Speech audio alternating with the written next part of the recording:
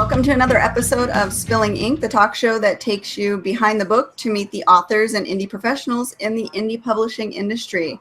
Today, I'm welcoming back Jason Lavelle as my co-host. Hello again, everyone. And I've got two new authors to introduce you today. The first of which is Mr. Armand Rosamilia. Did I say that right? Yeah, you got it. All right, awesome. Give me a quick rundown about your current books. My latest is Dirty Deeds 2, which is a crime thriller.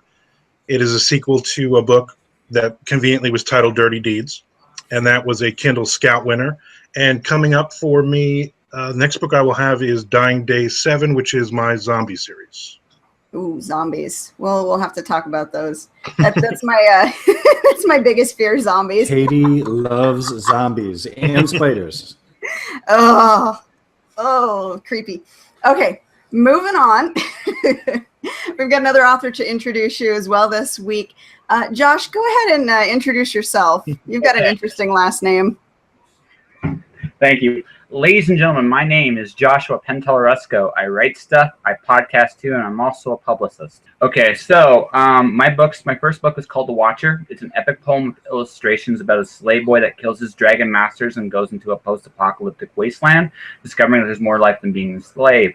Book 2 is Storm Dancer. You don't need to read The Watcher to read Storm Dancer, but kind of like peanut butter and jelly, they do go very well together. So I'm spoiling The Watcher too much. The Watcher gets kidnapped in Book 2, and his friends, led by a girl named Kristen, go on their own post-apocalyptic journey to rescue him. And so doing overcome loss and also discover what family's all about. All right. You've got that down to a science. You must have done that pitch a couple of times. I used to do an event in Phoenix, Arizona called First Friday. And First Friday, you're literally going against people that do, like, I've literally been beside a rock concert. I've been beside people who've done glassworks. I've been beside some, like, incredibly talented people. So you have to learn how to talk. If you don't know how to talk when you're around that all the time, you don't sell books. It's just the way it goes.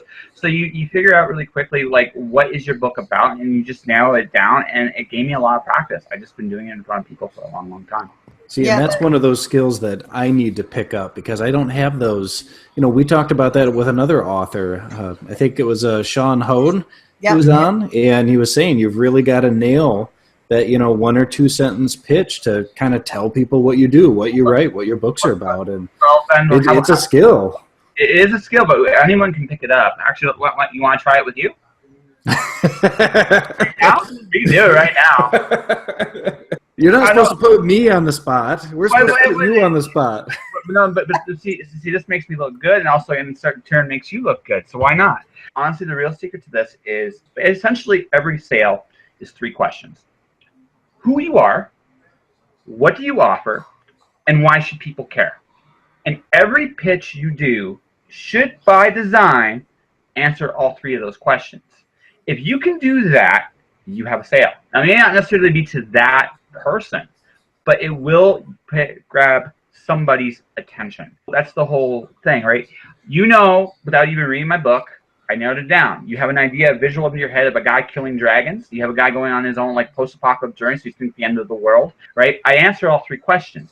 The second book is sequel, but now you're talking about family. You're talking about tragedy. People understand those things. And because of that, it's a connection, and you answer those questions.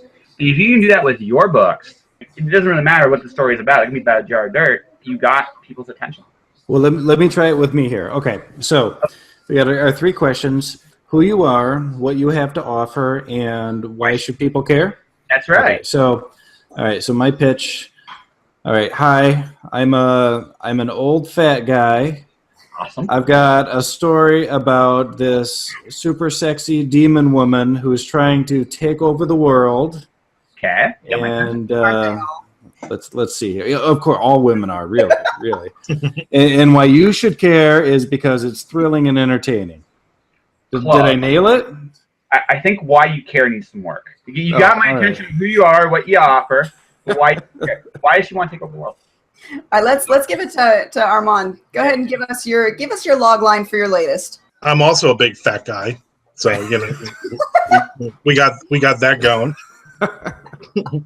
It's a crime thriller about James Gaffney who kills children for a living, but he actually doesn't kill the children. He actually moves them from away from these horrible people that pay him thinking that these children are now dead. That's a cool twist. Yeah, and it is. and what else do I need? Actually, was really good. Wasn't it the why should we care? But you answered that. Child killer. He kills children, but he really doesn't. It's a twist. And why should you care? I mean, the interesting question there is, does anybody really know why you're saving children from horrible situations? I mean, right? That's actually pretty cool. So I'm reading this. It grabbed you, right? Now, is that Dirty Deeds? Is that what we were talking about right now? Yeah. Okay. Yeah, the second one just came out about a month ago. Okay. I am instantly intrigued just by your little intro. I think that's fantastic. No, that's awesome. Well, the log line is traditionally that one sentence sales pitch that you're supposed to use to grab readers and get them interested without having to, go into a long spiel. I've done a lot of horror conventions over the years, but this year I did 2 different romance writer conventions, which was totally different for me. So selling horror books to that crowd. But I noticed that the pitches for a lot of those authors are pretty much almost explaining their entire book to you. What's your book about? And they give you like a 10-minute spiel about their book, and they won't let you leave the table. And I had people coming up, and I have a book called Green River Blend, and they said, what it's about? I said, it's a horror book about coffee. That was my pitch. And I was selling the crap out of that book because people were like, huh? And they would turn it over and read the back blurb and buy the book. And a couple of times they were like, tell me more. I'm like, no, just trust me, you'll like it. And it was kind of like totally against what everybody else at the convention was doing. And I can see why that works too, because you've created that mystery and people have to get to the bottom of it. We did an event in Calgary called When Words Collide. And the second day I was there, I ran into this aspiring author, and I had her literally try to pitch me her book. I wanted her to. I just kind of wanted to see where she was at. And same thing, like a very common mistake a lot of authors make is taking like 5 to 10 minutes to explain their book. You don't want to do that. Even though we are in like an attention deficit disorder society, even before then, sales pitches are never really that long. If you're interested, you're going to want to find more out. And if you're just spending 5 to 10 minutes, that almost tells me subconsciously that you're not confident in what you're actually pitching. Right. Or you're not sure yourself what it's about. This author, she told me her story, and then I listened to it, and then I pitched it back to her. This is what you should do. You should pitch this one event and explain how that event is what spirals these characters down this arc, instead of telling me about that whole character going through their arc, right? And she listened to me, and it's like, yeah, it actually works. Like, it simplifies things. You don't need to tell the whole story. People want to hear enough to be intrigued. All right, so for my first series, the Immortalis series, I have Becoming a Vampire is easy, but living with the condition is the hard part. That works. That's intriguing. Because it's really quick. Becoming a vampire is easy. Okay, people have an idea what a vampire is like. But now you're like, living with it's hard. It's like, in what way? Why? You ask questions and you get people automatically invested in there, and you don't have to say anything, right? It's there. Oh, that's the idea, right? You want them to go, okay, wait, what's next? What do I do with this? Right. Why is it hard? So now, Josh, you're a publicist as well? Yeah, that kind of happened by accident. Okay. Now, talking about this stuff, talking about our quick pitches here, is this something that, as a publicist, what do you do? Do you work with other authors, or do you work for a big company, or what kind of work do you do? Oh, well, it's funny. I'm working for other authors as of right now. I'm working for Craig DeLuey and Chris Mars. Craig DeLuey, I'm going to pitch their stuff for like 10 seconds real quick. Craig DeLuey just came out with a book called Children of God. And it's a poetry collection he did with Jonathan Moon about the family of God cult, and they used poetry therapy to explain the events that happened to the cult from start to finish. One of the creepiest things I've ever read, like bar none, because there's right. Because it goes in detail about what the cult life's all about, and from start to finish, how it became from a innocent people just trying to find God to the very bitter end. If you know what the family of God is, I'm not going to spoil it. If you don't, look it up. It's horrifying. So what he's been having me doing, and what my other client, Chris Mars, is having me do, is I'm starting to cultivate reviewers online. I've been going on message boards. I have been going to reviewers, contacting them, seeing if they would be interested in reviewing the books, those books, because right now, more than anything else, it's about developing a presence out there for authors. Basically, it's almost kind of like basically going door to door going, hey, my name is Josh, I'm a publicist with these guys, these are the books, would you be interested in reviewing them? And that's what I've been doing for the last 2 months. I've been going on message boards as well, getting acquainted with different people, including Katie. That's how I actually met her. And I've been kind of promoting authors for a long time with my podcast. I do a podcast where I interview authors, I've done comic book creators, I've done comedians and a few other people as well. For me, it's been an education. It's not something I went for, but kind of came my way. So I've been learning. So right now what I'm focusing on is online presence. I've been slowly but surely acquiring contacts, and I've been slowly but surely just trying to spread the word for my clients. Come January, when I have a better idea what I'm doing, I'll be probably pitching abroad for different authors to how I can help them out. So. Okay. So it's a service that you're still developing. It's not quite ready for mass consumption, but you're kind of building up to it. Yeah, but I don't know if I want to do mass consumption either, because if I'm taking on an author, or I'm taking on any kind of client for that matter, my philosophy on this is I'm trying to help whatever your dreams, like whatever your aspiration, like whatever that vision of where you want to be. My job is to help you get there. I don't want to be one of those guys that has a bunch of clients, an inch deep and a mile wide. You want to be Jerry Maguire. Yeah, kind of. Yeah, kind of. Also, because I'm a writer myself, I have goals that way too. And I don't want to stretch myself so thin that I don't know if I'll ever go beyond like a handful of people. But I'm fine with that as a publicist. Turning it back over to Armand, you run a podcast offering tips and information for authors. Is that correct? Yeah, I do 2 different podcasts. The one that you refer to is called the Mondo Method podcast on Project iRadio. And it is me and a newer author, Chuck Buda. What's funny is what we do, he goes through what he's doing now, and I go through what I did and usually did wrong. And we kind of help each other back and forth and help the listeners. And we bring up a different topic every week that we talk about. Might be privacy issues as an author, finding an editor, different, building up your Twitter, all different things like that. Pretty much whatever people are sending questions in, we answer them, and from 2 different angles. I've been writing full-time for 6 years, but I've been writing for, my entire life. So he is just getting into where he's just starting to write as a full-time author now. So it's interesting going back and forth with him.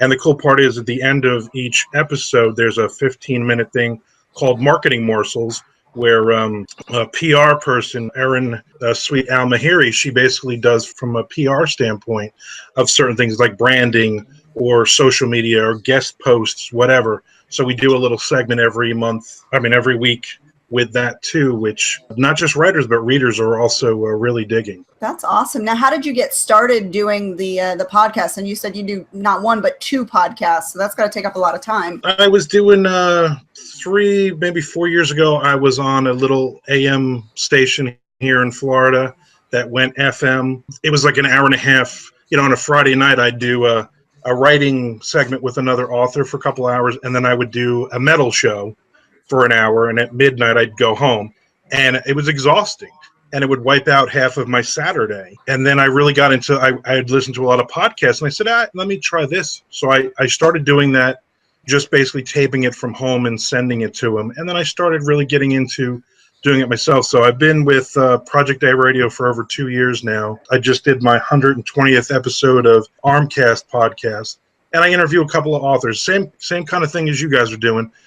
Just sit down, no long list of questions and all that, just kind of have a conversation with people and see where it goes. And so it's a lot of fun. I've met a ton of other, great authors and stuff. Craig DeLuey, I've had on a couple of times, and he is awesome to talk to. Mm-hmm. I think it's really cool, getting other authors to sit and chit chat with you. Because for us, it's entertaining. We like to talk shop with each other. We like to compare notes. But we've seen a lot of readers have really picked up on it as well. They like to actually see what the author is like in person, so to speak, aside from, meeting them at shows and whatnot. But just being able to kind of listen and ask questions and stuff. We've gotten a lot of great feedback on this show as well. It's that window that you get to, it might be a brand new author that you've never talked to before, you never read or anything, and you hear their pitch and you go out and you get their books. Or it could be somebody that you've been following, somebody that you follow on Facebook or Twitter or whatever, and now you get to see them in person and you get to hear their voice and some of their stories of how they started and everything, which is neat. Yeah, definitely fun. Now, you bring up Twitter, and that's something I wanted to talk about. We've done a lot of talking on Spilling Ink about using Facebook for marketing and for throwing parties and things like that. We haven't really delved into a lot of the other social media outlets, and Twitter is one that, at least for me, it's like shouting into the void. So I don't really understand how to use it. What are your takes on Twitter? I sell more books on Twitter than Facebook, probably 10 to 1. But I've also built Twitter up over the last 6 or 7 years. So like I was telling you before, I have 114,000 followers. And those are genuine that I've built up over the years myself. I never buy followers. And I have kind of a little system that I play with each day to gain more actual followers, whether it's readers or whether it's other authors. And you just take that little part of the promoting every day, a little part of that time, and you just build your Twitter. And it's also being active, talking to people, interacting. You don't do it as much as Facebook, obviously, but when you have somebody on your news feed that they've asked a question or they've shared something or just whatever, I can spend an hour just talking to different people on there. It's fun. And for me, you sell yourself. It's not necessarily let me push my books down your throat. I don't know how many times I've had a conversation with people and they go, "Oh, I didn't realize you were an author." And then you do a soft little pitch to them, and then they buy your book, or they're fans of yours, and then they start reading. They realize, hey, this person's interacted with me and talking to me. So there's a lot of little, I wouldn't say tricks, but things that patiently over the last 6 years I've really built it up. The Twitter now, and it's like almost on autopilot. I add 100 to 200 people a day without even trying. That's really awesome. Now, would it be safe to say, at least from my perspective, this is how I see it, Facebook is like social media for introverts, whereas Twitter would be the extrovert version of social media, because you actively have to create that conversation. Whereas with Facebook, you drop a picture in and say something funny and people like or respond. With Twitter, like I said, it's shouting into the void. You're kind of waiting for somebody to respond, or you actually have to seek out somebody saying something and respond directly to them. One easy trick with Twitter is hashtags. Like, hashtags are huge for Twitter. The easiest one for a writer actually to attract attention is usually hashtag #writing. That usually draws writers in. Blogging, like hashtag blogging, hashtag podcast, especially when you're getting started. And like, I'm like 114,000 followers. You're the man, Armand. You're the man.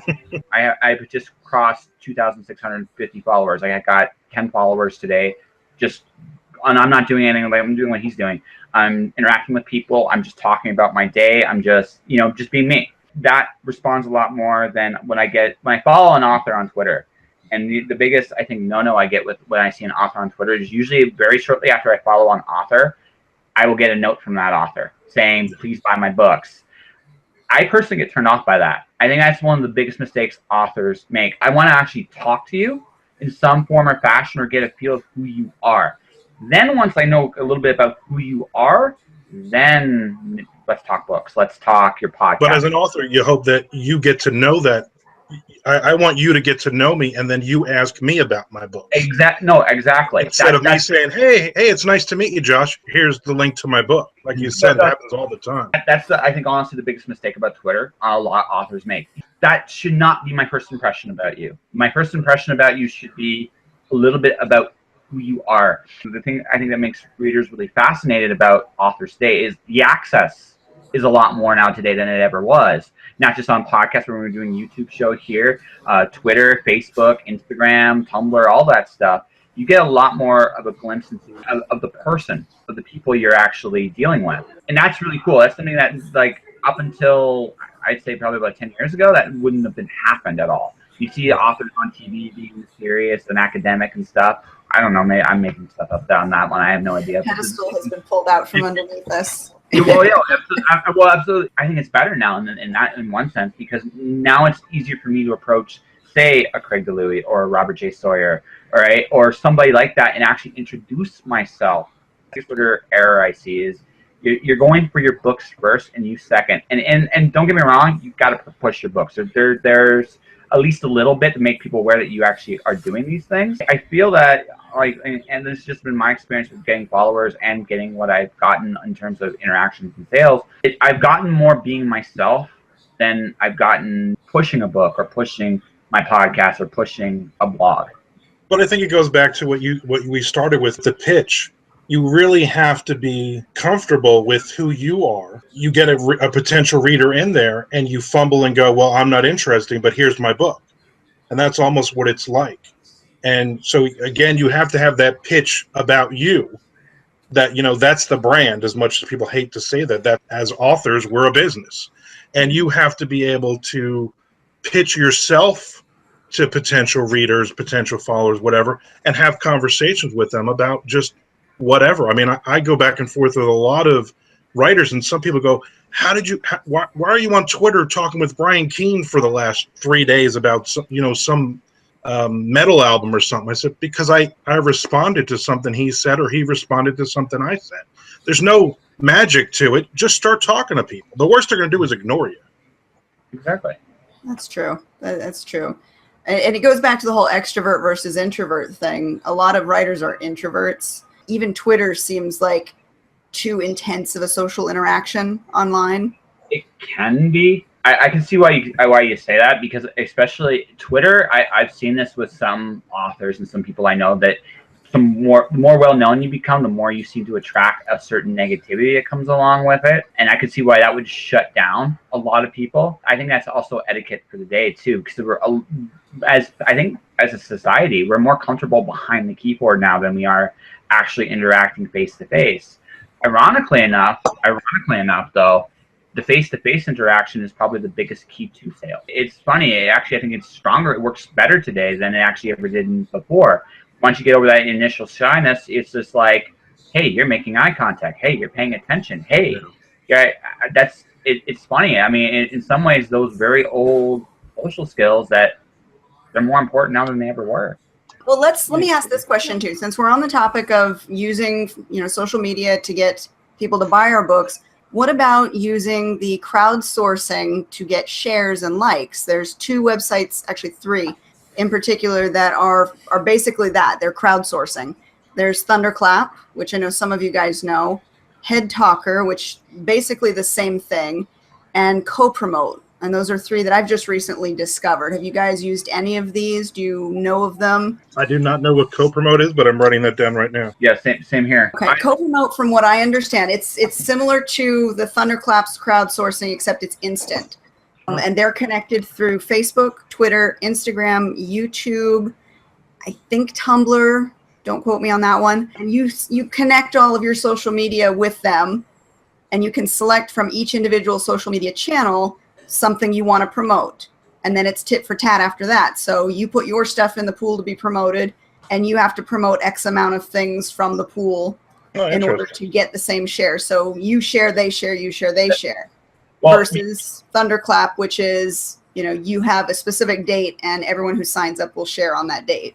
Like, shares are important. I know this for in fact. I have quite a few friends that have done Kickstarters, and they've all said the same thing. Ultimately, it's your shares more than anything else that actually determine like how many people are actually aware. Likes are okay, but if I'm an author and if I'm trying to promote something like on a Kickstarter or a crowdfunding project, I want shares. I don't want likes are cool, but shares are where people are showing their followers what you're actually displaying. So like I said, I don't worry about likes so much. I always worry about shares when I'm trying to post something. I'm very big with Head Talker and Thunderclap. I used to be very big with Thunderclap, but I found a lot more interaction when I did Head Talkers. I'm doing a Head Talker right now.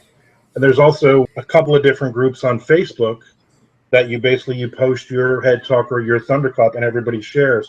And you can hit the 25 or the 100 or whatever your minimum. You can hit that within 2-3 days when you get up there. So it's real easy. Like I have one now that started not even a week ago, and it won't go out till November 1st, but I think it's like 85 different people have clicked through on it, and it's like 1.5 million people potential views on it right now. And it definitely helps. Like I coincide that with like Dying Day 7 will come out November 1st, and that will drop that morning. I'll see a nice huge bump in sales, which I never had before. I started using the Thunderclap or the Head Talker for each release because it's just out there, and then it's viral. And then what I do too is I use a thing called Buffer, and I schedule posts, kind of like HotSuite, or there's a bunch of different ones. I like Buffer is the easiest for me, and I can do up to 100 at a time. And every hour on the hour, I schedule stuff. So my overnights, while I'm sleeping, hopefully,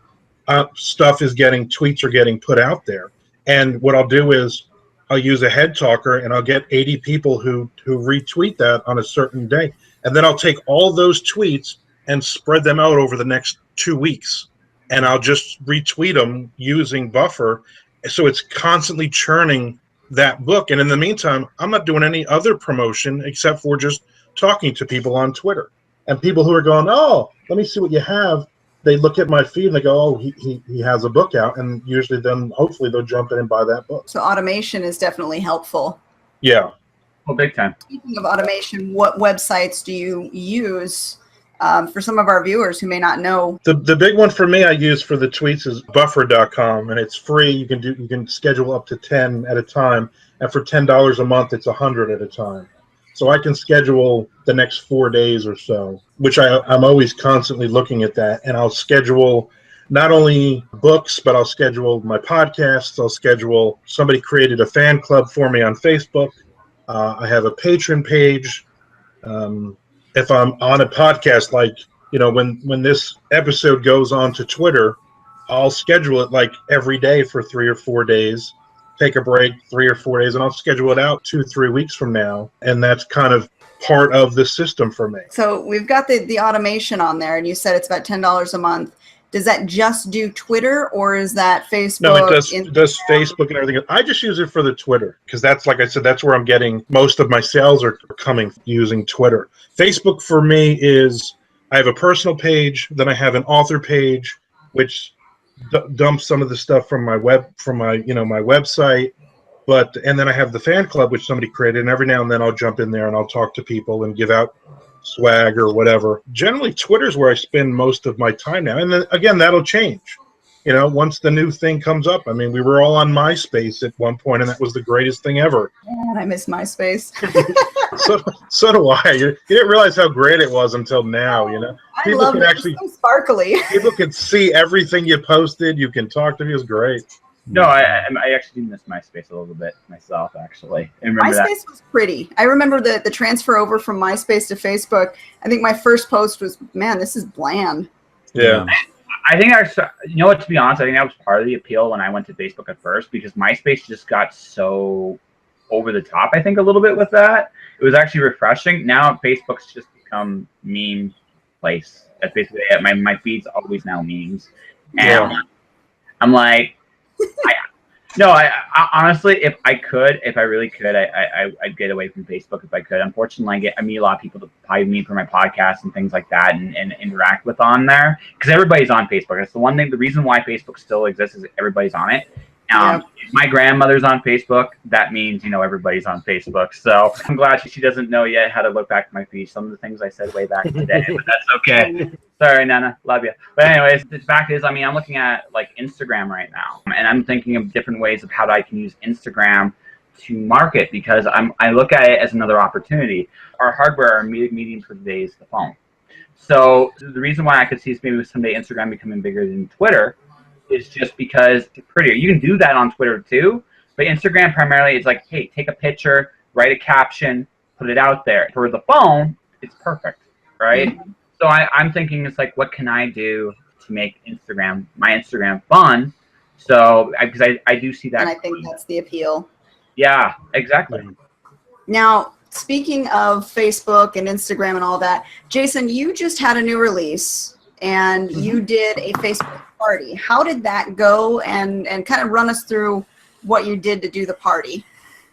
Well, it was, and Katie knows this, but nobody else does, but it was actually my first Facebook party that I tried to do for myself. I've been a part of other people's, and I have to say that's way more fun to be a part of somebody else's than to be running it yourself.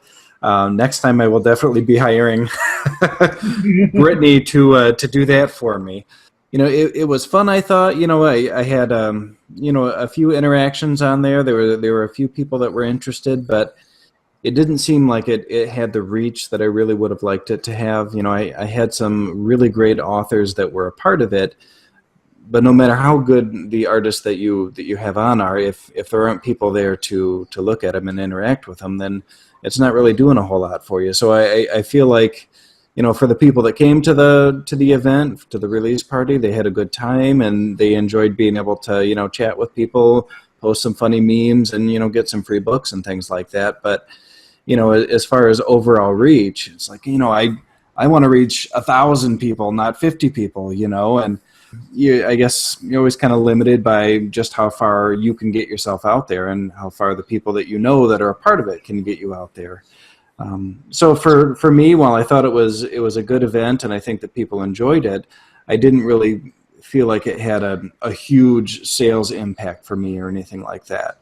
But at the same time, for my readers that came because they knew I was doing it, and for Katie's readers and the other authors that stopped by, it was a good opportunity for me to introduce myself to them, even if it was just, a person at a time. So in a way it was a success, but in a way, I really wish that there was more it could have done as well. And the idea behind doing the party is to invite other authors who should then bring their own guests. Yeah. And, it's expanding the visibility because not every author has the same fan base. Yeah. Yep. Yeah, you say and overall, I think it went well. I ended up getting stuck at work while the party was going, so I was trying to do the whole thing from my laptop and coordinate with people, which was a little bit of a mess at times. But yeah, like I said, I can't complain about it because it wasn't bad. I just really wish that I'd been able to chat with a few more people and get a few more people to kind of come on board and maybe follow me on Facebook, and that way we could chat more often. But yeah, we'll just keep plugging away. For either of you, for Josh or Armand, what advice do you have for when an author puts out a new release? What is your best marketing idea to grab reader interest on that opening day? Actually, what he talked about earlier with Head Talker and things like that actually is a really good way of doing it. The algorithm for Amazon works best for you if you don't just hit peaks. Mm-hmm. Because the way the system supposedly is worked out is it gives, like, say 10 days, like a 10-day snapshot. So every new hour, the first hour drops off, the oldest hour, and that gives you your ranking over that time. So if you hit a peak this hour and all of a sudden you sell 1,000 books, but then you sell 4 books the rest of it, your ranking slowly drops down, where it's better off doing 200 an hour and just maintaining that rank over time. So, the first day is obviously a very big day. I do pre-sales now, pre-orders now on anything that I put out myself. Some of the publishers that I work with do the same thing. So you build it up there because it gives you that rank as you're pre-ordering them in real time, which is nice. So when that book comes out, you already have a rank. And you're selling books, and you might have a little bit of peak. You want that smaller peak on that first day, but you want to sell those books over the course of that week. That's more important. And you always got to look at it long term. Every year for the last 5 years, in June and November, I've done the entire month. Winter is Zombie in November and Summer is Zombie in June. And I found those were my slowest months for sales. So I got together with a couple of other zombie authors, and I said, let's just do a little event. Well, the first year was 3 of us, and we basically did guest posts, and we did interactions, and we did giveaways. We did all different things for those months. Last November, I had 48 zombie authors involved, and I turned away about another 40. It got huge, but the interactions are there. We just did one in June that did really well. Another one has come up in November. So I've done every June and November, I've put out one of my zombie books to coincide with this, basically with this month-long tour. And I see a spike in my sales now where I used to see them flattening out or not doing anything. It's the interaction. You got to look at it too and go, I only talked to 5 people, but those 5 people bought my books. And hopefully for the next 20 years of my career, those people are going to buy every one of my books. Because you hopefully build that as an author to the point where, not to be arrogant, but I know Dying Day 7, I know exactly how many books that's going to sell on day 1. With the pre-order, I know I have X number of fans that love the series and are going to buy it. So I'm not worried about that. I'm worried about those other 5 or 6 people out there? Can I pull them in that they've never heard of me? You know, that to me is important. Unfortunately, you don't build that hundreds or thousands at a time. You build that one person at a time, and it's that slow buildup is what you really have to look for. And a lot of authors, especially new authors, don't do that.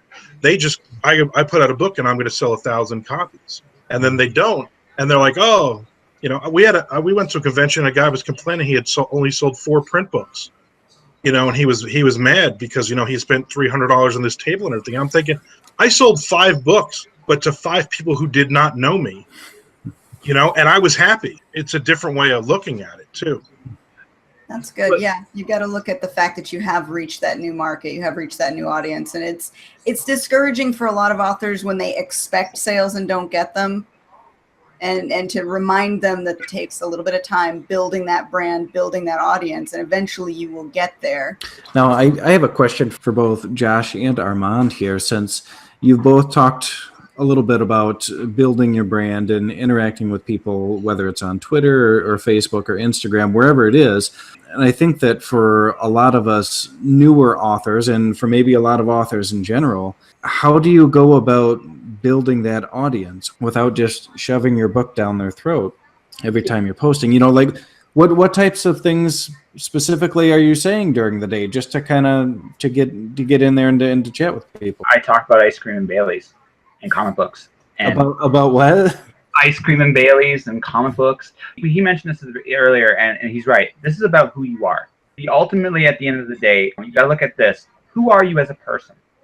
Right? Because that's who you're going to be, whether you want to or not, on your Twitter, your Facebook, your Instagram, doesn't matter. Your product is almost secondary, because as much as it's important to get your product out there and make people aware, I don't want to be a shill, but I kind of have to be. And and again, finding that balance as an author does take a little practice. But what I can do is like, okay, how do I want to be perceived? Like, I want to have perceived like I'm having fun on Twitter. I want to be perceived that I'm being positive on Twitter. I want to perceive that I'm a fan. I promote other people's stuff all the time, whether I talk about what weekly comics I buy, whether I talk about, you know, my guests on my podcast.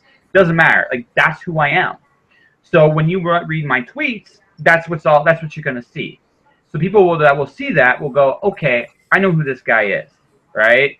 Now, then at that point, every once in a while, I'll slip in that I have this book coming out, or I have this part in this anthology coming out, or I'll slip in, you know, maybe I'm working on something up the road, like just to get people to swear that, yeah, I'm working on stuff all the time. It's a constant thing. On Twitter, it's more about who you are. Be you. And then you won't come off like a shill, because now you come off genuine. And that's the best marketing you have. You're marketing you. You're pushing you. Like you said, I'm also a comic geek. I got a wall full of comic book stuff. I'm a huge Boston Red Sox fan. I love M&Ms. I'm a fat guy. I mean, there's a lot of those goofy little things that are genuinely me that people pick up on. I can't tell you how many conventions me and my wife have been at, and people come up, hand me a bag of M&Ms. It's kind of a running joke. I'm a big fan of coffee. You know, I'm a big fan of coffee. So I get fans who send me certain coffees. I did a contest one time, and I said, everybody name a different coffee, because I was drinking a ton of Death Wish coffee, and I'm a Dunkin' Donuts fan. Give me something different, and then I'll buy that coffee, and then you'll win some swag.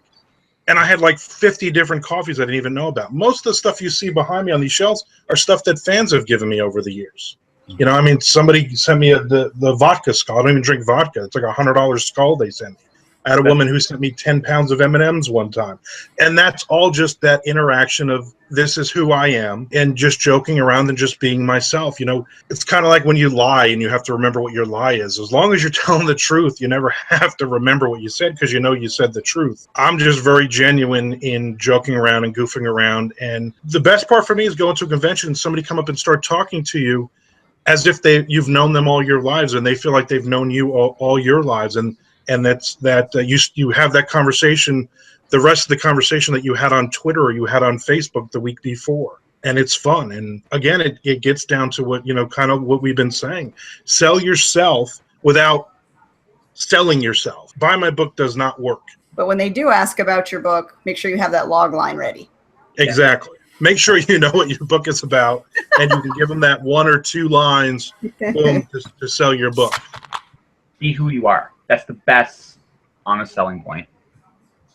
I like it, and that's great advice. Now, before we go, Armand, you had mentioned earlier, and I wanted to touch base on it because I hadn't heard much about the Kindle Scout program. Can you tell me how you got into that, how that worked out, and what it's done for you? Yeah, it's basically it's Kindle Press, and it's basically you go through a 30-day. If they accept your book, you have to have the book fully edited. You have to have a cover. You have to have the blurb. You have to have everything in place.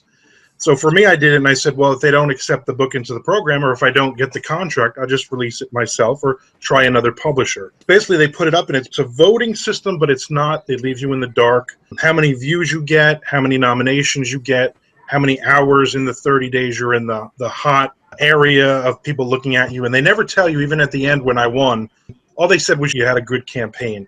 And that, for me, was utilizing Head Talker, Thunderclap, and the Twitter and blog posts and all this other stuff. I mean, they genuinely loved the book. The editors for Kindle Scout loved the book. And I got in, and it's a $1,500 contract. It's a 5-year contract, but they only get ebook and audio rights. So I was able to release the print book myself and sold a ton of copies, which was awesome. I decided to put out the second one myself because I wanted to release every 6 months in this series. It's a quick 50,000 words. It's a crime thriller. There's a lot of humor in it. It's really fast paced.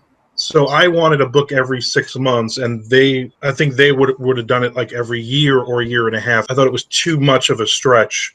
I want to put 2 of these out a year now going forward because I think I've really picked up on something. So I always tell everybody who always asks me, I say it's like the longest 30 days of your life because you just don't know. You're in the dark. They give you the raw numbers, but you don't know what it means. There's been people who have had 5,000 views and they didn't get a contract. There's people that had 200 and they got a contract. So America's next top author, basically. Yeah, I mean, yeah. I mean, kind of. Reality TV is so hot, so why not, give that the reality TV spin? Why not do it this way? Exactly. Plus, you get all the marketing. You get all the Amazon marketing behind you. So I saw a bump in all of my books across the board. I mean, it was an immediately, not only, the money was great, the advance was great, but also it allowed me all of my other books, all of my other releases out there to bump up too, which was nice. Because they're all tied to your name. That's fantastic. Right. Yeah. Okay. Well, that sounds cool. I hadn't heard much about the program, and I'd always kind of wondered, what exactly goes into it. What does an author get out of it? The cool part with it, though, is the original cover that we gave them. I went through the program, and they accepted it, and they said, we suggest changing the cover. Because Amazon said, because of our algorithms, if there's blood or weapons on the covers, it will automatically be knocked down. Really? And I had 2 bullets and a little bit of blood on the cover. So I took those out and I put a stack of money and a couple of baseball cards and no blood or anything. And I made it a little bit, and there's a lot of humor in my thing. So they said, we're looking at Janet Ivanovich, Carl Hazen fans, Hyacinth fans. So we're looking at something a little different than what your cover is. And I think that also helped. But it was good to know kind of the behind the scenes of Amazon. They helped a little bit with the blurb. These are some of the keywords. Plus, when you put a book up on Amazon, you give them categories. But if you go to the bottom of your page, you got 3 or 4 categories maybe you're in. On this, when I put Dirty Deeds, I was on 14 categories that they listed me in. Wow. And I mean, they listed me in kidnapping, humor, satire, crime fiction. I mean, I was all over. Anything that even remotely resembled me, I was in. And when the book first hit, I think I was in 12 different categories. I was ranked in 12 categories at once when the book just came out that first week. And again, my book's on the front page of Amazon. My book's in all the newsletters. This month, the book's at 99 cents. Through September, until October 1st, I think. So they're doing all these different, because they control the pricing, but this is the second time in 8 months that they've dropped my book to 99 cents, which is awesome. So I see a ton of sales from that. I'm in the newsletters, but then all my other books are also in all the newsletters and stuff too a lot. So, I mean, it's that part of it too that's worth it. Yeah, you get the long tail effect of their marketing, which is amazing because they're the big guys. They know what they're doing. And, the 14 categories versus the 3 that indies are able to put in, that just shows you how crippled we are as indies doing it ourselves.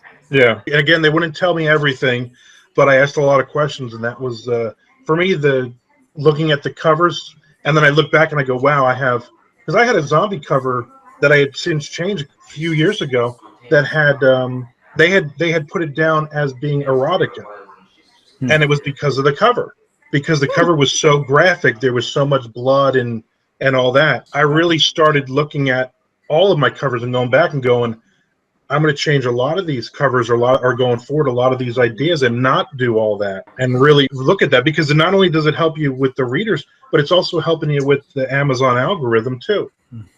That's an interesting thing from a horror point of view. That's really interesting because you're doing weapons, blood, guts, and gore all the time on a horror thing.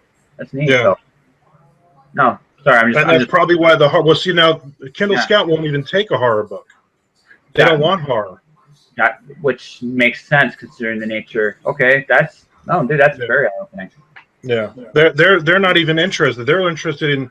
For me, this was a crime thriller, the first one I ever wrote, and it was the first book I ever wrote without profanity, without over-the-top violence, without sex, without any of that. I wanted a mass market book to see if I could do it, and it was a story that it was always kind of cool for me, that I always wanted to see if I could write it under those constraints. And they loved it and picked it up. And that was one of the things they told me, that we're not looking for horror. We're not looking for that. That's not selling for us. That's the sad part. I mean, we're all horror authors, but, there's a ceiling that we're all eventually going to hit with sales and everything. That's very eye-opening. Okay. It would be interesting to get a hold of a marketing person within Amazon and just really pick their brain to see what goes into the algorithms, what works, what doesn't, what disqualifies your book. We can tie them to that chair behind you right there, and maybe we can beat it out of them. Yes. All right, guys. Well, this has been a really good conversation. I want to thank both of you guys for joining me today. If you've got anything that you want to let our viewers know, any sales or any new releases that you want to talk about right before we go. I will have Green River Blend 2 come out from Devil Dog Press. That'll be out in October.